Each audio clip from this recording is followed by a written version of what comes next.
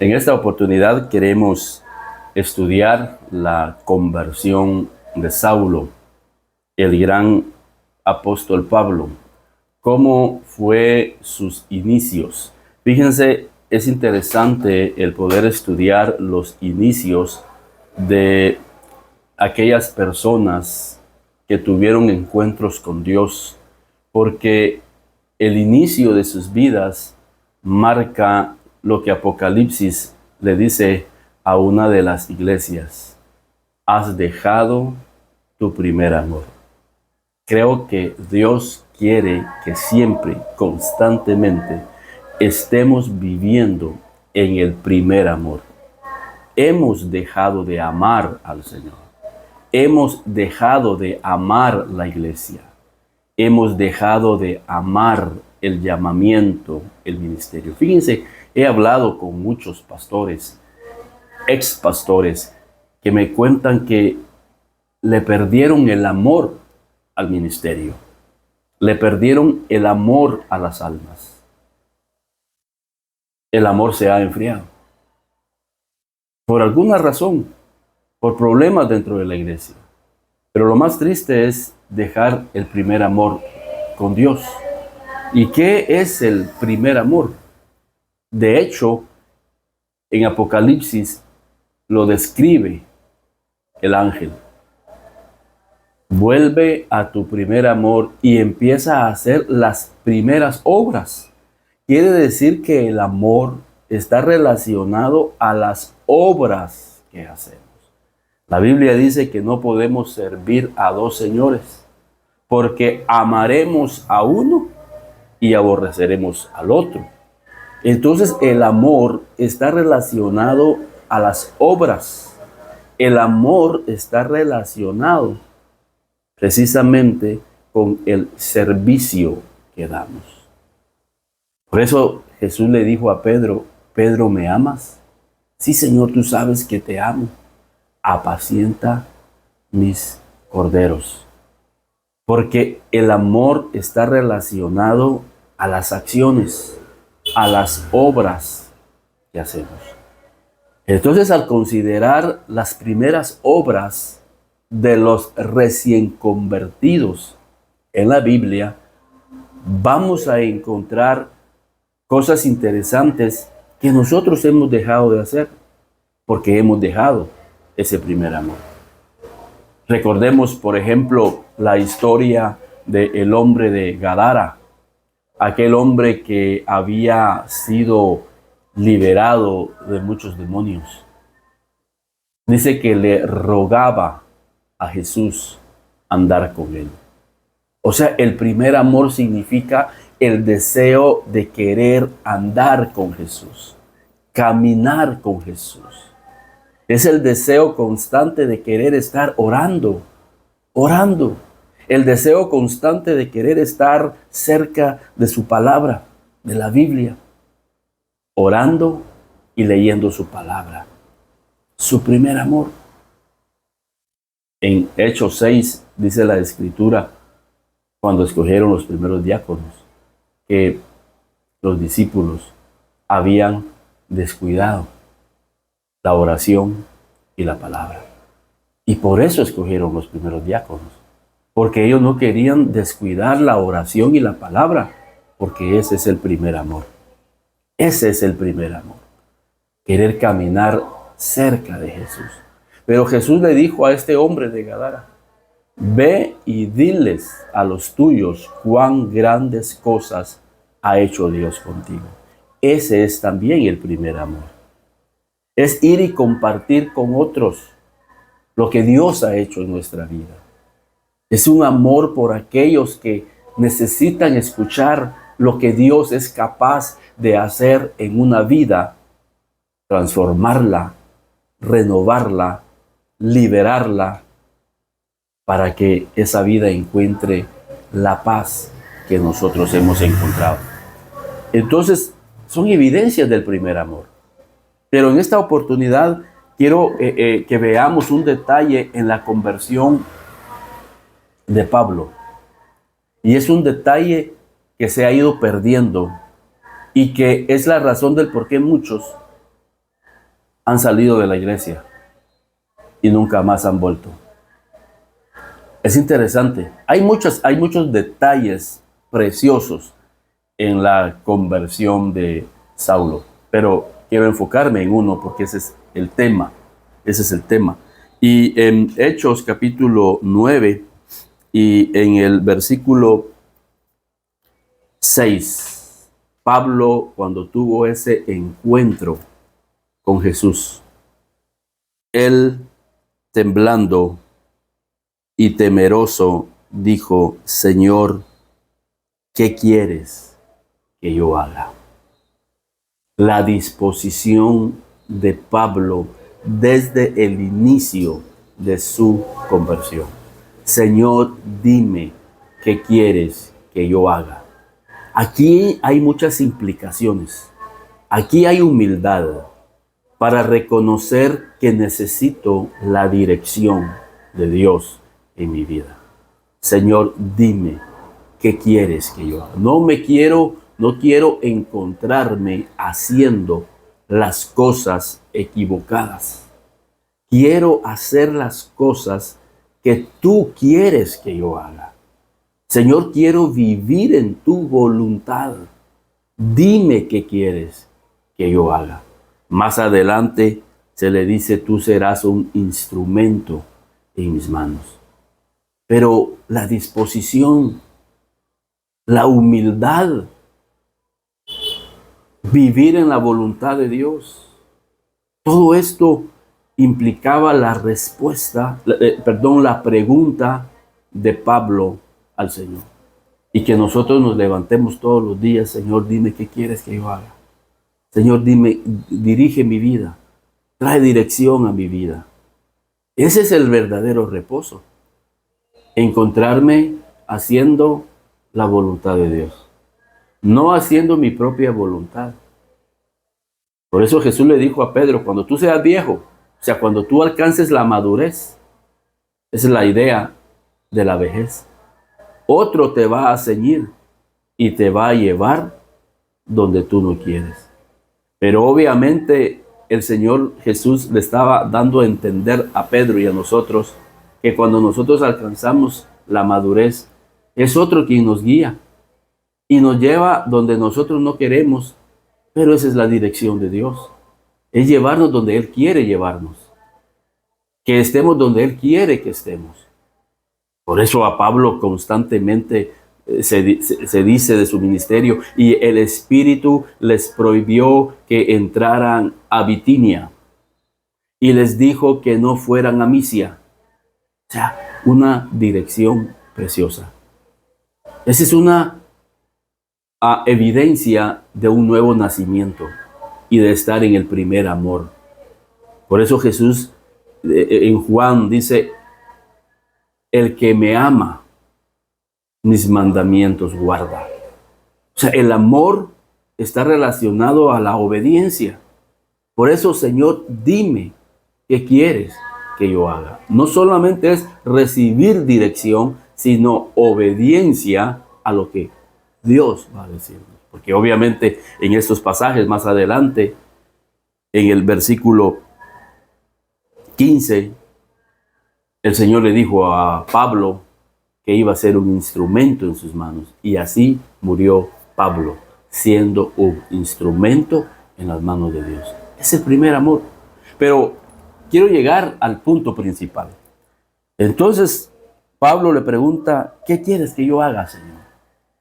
Y el Señor le dijo: levántate y entra en la ciudad y se te dirá lo que debes de hacer. Este es el mensaje principal.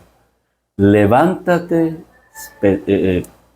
Pablo, levántate, entra a la ciudad y ahí va a haber alguien que te va a decir qué es lo que debes de hacer.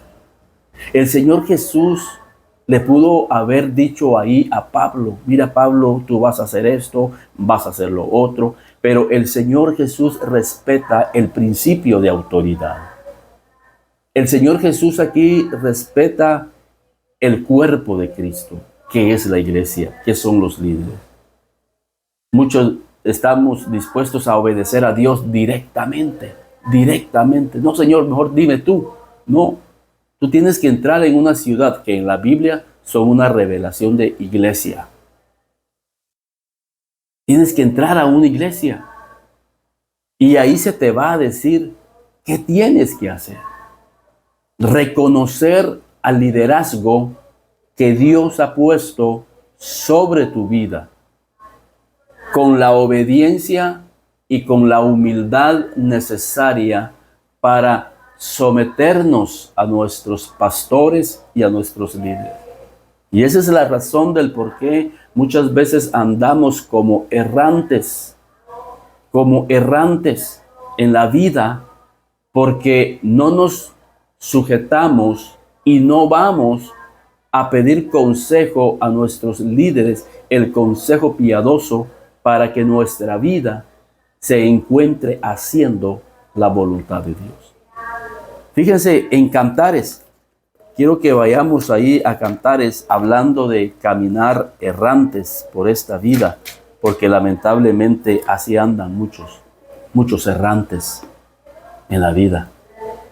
Y en Cantares, en capítulo 1, encontramos este pasaje maravilloso y hace una pregunta aquí el autor de Cantares. Y dice en Cantares capítulo 1 y versículo 7. Hazme saber, oh tú a quien ama mi alma, ¿dónde apacientas? ¿Dónde cesteas al mediodía? O sea, aquí hay un clamor, mira dónde tú te encuentras. Quiero encontrarte. Y hace la pregunta, ¿dónde tú cesteas a mediodía? Pues, ¿por qué había de estar yo como errante junto a los rebaños de tus compañeros? O sea, hay gente que aunque ande en medio de los rebaños, anda errante. No, pero yo estoy en la iglesia. Estoy en medio de los rebaños, pero andas errantes. Y la respuesta es el siguiente versículo, el 8. Si tú no lo sabes, oh hermosa entre las mujeres, ve y sigue las huellas del rebaño y apacienta tus cabritos junto a las cabañas de los pastores. Apacienta tu vida a la par de los pastores. Y esa es la clave para que nosotros no andemos errantes en la vida. Que estemos cerca de los pastores y de los líderes. Y eso es una evidencia que estás viviendo en el primer amor. Será una evidencia que tú quieres encontrarte en la voluntad de Dios. Será una evidencia de humildad, una evidencia de obediencia y sobre todo será una evidencia que quieres caminar con Jesús. ¿Por qué? Porque el Señor ha establecido aquí en la tierra un cuerpo que es la iglesia amada por la cual Él derramó su vida. No andemos como errantes en esta vida sin un pastor que nos dé dirección a nuestra vida. Quizás en esta oportunidad tú seas de los que han dejado de ir a la iglesia y has perdido la fe y has perdido el amor por asistir a la iglesia, porque te cuesta reconocer a los pastores y a tus líderes sobre tu vida. Pero es bíblico y es importante que sepas que el Señor Jesús no le dijo a Pablo directamente el mensaje que iba a hacer en su vida sin antes enviarlo a un hombre llamado Ananías para que se pudiera someter a él. O sea, el primer pastor que tuvo Pablo se llamaba Ananías. Fue su primer tutor, fue su primer mentor. Y así sucesivamente Pablo fue creciendo, luego se sometió a los apóstoles y luego el Señor lo envió, pero después de una serie de pasos en los cuales Pablo tuvo que reconocer que tenía autoridades sobre su vida. Muchos les gusta andar errantes porque les gusta no obedecer a nadie. Llaneros solitarios, como se dice. Yo voy y vengo. Somos como Neftalí, Zabulón, sierva suelta. Una sierva suelta que pronuncia dichos hermosos. Gran predicadorazo. Qué gran enseñanza tiene ese hombre. Pero es una sierva suelta. Él va y viene y a nadie le reporta. Y eso es peligroso también. Contratar, por decirlo de esa forma, llevar a nuestra iglesia siervas sueltas. No, pero mire, pastor, predica precioso. Mira, tiene una enseñanza de Dios. ¿Pero quién es su pastor? Nadie. Es una sierva suelta.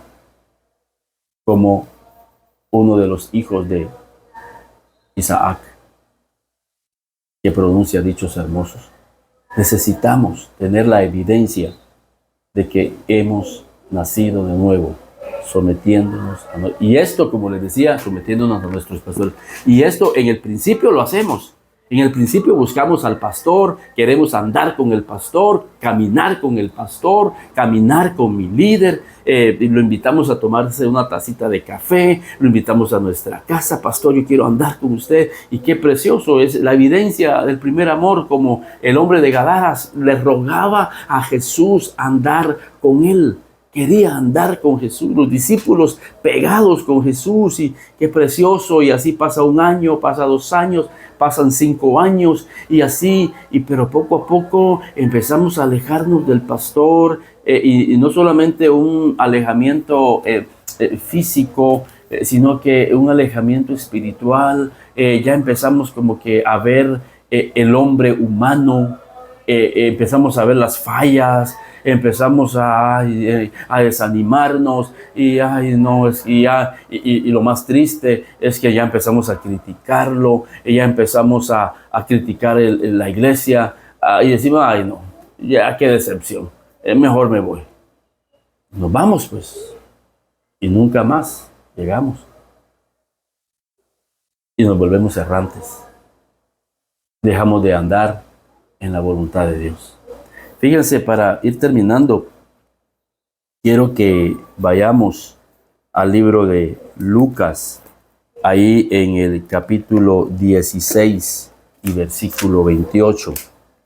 Lucas 16 y versículo 28. Hay algo interesante aquí que quiero compartirles. Ahí en Lucas capítulo 16 y en el versículo 28. Y todos recordaremos la historia de Lázaro y el rico. Lázaro, con sus llagas, murió, pero fue al seno de Abraham. Pero el hombre rico, que tenía muchos banquetes, deleites y fiestas, borracheras, murió, pero él fue al Hades, al infierno. Pero allá en el infierno tuvo una conversación con el padre Abraham. Y noten estos detalles. Entonces le dijo el hombre, Abraham, te ruego pues. O sea, te ruego. O sea, ¿por qué tenemos que rogar? O sea, el ruego es cuando estemos vivos. Hay un tema que escuché por años de mi pastor general que se llamaba el clamor que se escuchó demasiado tarde. Este hombre hizo un ruego. Este ruego tenía que haberlo hecho en vida. Padre de familia, hay ruegos. Tienes que hacerlo, los ruegos en vida. Ruega por tu vida. Ruega por tus hijos. Ruega por tu matrimonio mientras haya tiempo, porque vendrán tiempo en donde ya no hay tiempo. Este es un ruego demasiado tarde, un ruego que está del otro lado. Y este hombre decía, entonces le dijo, te ruego pues, Padre, que le envíes a la casa de mi padre, porque tengo 5 hermanos, para que les testifiquen, a fin de que no vengan ellos también a este lugar de tormento. Él reconocía que el testimonio es importante, y esto aquí quiero aprovechar para motivar a la iglesia, a los que nos están escuchando, la importancia de testificarle a otros acerca de Cristo. Tu testimonio, tu prédica, tu exhortación, tu enseñanza va a evitar que muchos lleguen a un lugar de tormento. Y no solo me refiero después de la muerte, sino que aún en vida hay muchos que están en experiencias de tormento. Pero una palabra puede llegar a fortalecer esas vidas, puede llegar a fortalecer esos corazones. Si tú sabes que en un hogar están pasando por un tiempo de tormento, quizás la pérdida de un familiar, quizás una enfermedad, están pasando una situación difícil, el testimonio que tú puedas llegar a compartirles, la prédica puede llegar a traer paz a sus vidas y a sus corazones, puede llegar a traer fortaleza a esas vidas. Pero no solamente eso, sino que puede servir para que esas vidas se conviertan al Evangelio y eviten por una eternidad llegar a este lugar de tormento donde está el hombre rico en la historia de Lázaro, pero que ahora está rogando demasiado tarde, pero está rogando para que el padre Abraham envíe a la casa de su padre, dice, porque tengo 5 hermanos a los cuales amo, pero no quiero que vengan a este lugar de tormento. Tú sabes que tienes hermanos que no son cristianos y que estás a tiempo de rogarle al Padre para que envíe personas que testifiquen de Cristo. O tú mismo decirle, Señor, llévame, por favor, a estos mis hermanos que no conocen, que no te conocen, que no son cristianos, pero que sé que están pasando por situaciones difíciles. Por favor, envíame para que les hable de ti, de Cristo, de la salvación, para que no lleguen a ese lugar de tormento. Y ese es el primer amor. Testificar a otros de las cosas que Dios ha hecho en nuestra vida, cómo nos ha salvado, cómo ha traído paz a nuestra vida, cómo ha cambiado nuestro hogar. Y Abraham le dijo, y este es el tema, y Abraham le dijo, a Moisés y a los profetas tienen, óiganlos. El problema de este hombre es que no escuchó a los que estaban en la tierra. Es más, él quería que fueran ángeles. Noten, él entonces dijo, no, padre Abraham, pero si alguno fuere a ellos entre los muertos, se arrepentirán. O sea, él quería algo sobrenatural, como muchos quieren. No, a mí que me venga a hablar un ángel. No, a mí que el padre Abraham envíe un ángel. A mí que venga Dios mismo a hablarme. Qué orgullo, qué altanería. No, dice el padre Abraham como Cristo. No, ahí tienen a los profetas, ahí tienen a los siervos, ahí tienen a los pastores, ahí tienen la iglesia que les puede testificar de mí para que encuentren ustedes la salvación. Por un lado, le hablo a aquellos que han cerrado sus oídos a la iglesia, que han cerrado sus oídos a los líderes, a los pastores, a tu Ananía, a ellos los exhorto en el nombre de nuestro Señor Jesucristo, que se vuelvan y reconozcan el cuerpo de Cristo. Pero también les hablo a los que somos parte del cuerpo de Cristo, la importancia de ir y testificar para poder traerle salvación a otras vidas. Por eso dice la Escritura, que fueron salvos por la locura de la predicación. Por eso cada día le pedimos a Dios que nos afirme y nos confirme en este ministerio el enfoque bíblico para trasladar estos mensajes. Estamos desde el 2014 y no hemos desmayado. Seguimos en el primer amor. Seguimos con toda devoción, compartiendo la palabra. Porque sabemos la visión, el corazón de Dios.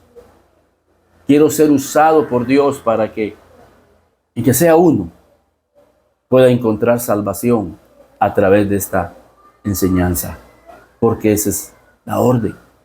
A ellos óiganlos. Y estoy bajo la autorización y bajo la cobertura de mi pastor, que desde el 2014 me viene apoyando con este ministerio, dándome sus oraciones y su bendición. Pero específicamente te hablo a ti. Escucha, el Señor dice en el libro de Efesios, en el capítulo 4 y versículo 11, y Él mismo constituyó apóstoles, pastores, evangelistas, maestros, profetas, a fin de perfeccionar a los santos para la obra. Él mismo constituyó a los apóstoles, a los profetas, a los maestros, a los pastores, a los evangelistas, para perfeccionarte, para lograr la perfección. Imagínense qué misterio, pero qué misericordia. Dios usando al hombre para perfeccionar al hombre. Ese es un misterio, es una misericordia, pero no es el hombre, sino que es Cristo. Por eso Pablo dice, antes bien he hecho más que los demás, pero no yo, sino la gracia de Dios en mí. No somos nosotros, es la gracia de Cristo a través de nuestras vidas. Es Cristo a través de nosotros, es el Espíritu Santo. Por eso dice que los santos hombres de Dios, los santos hombres, santos, primero está la palabra santos, consagrados, los santos hombres de Dios, inspirados por el Espíritu.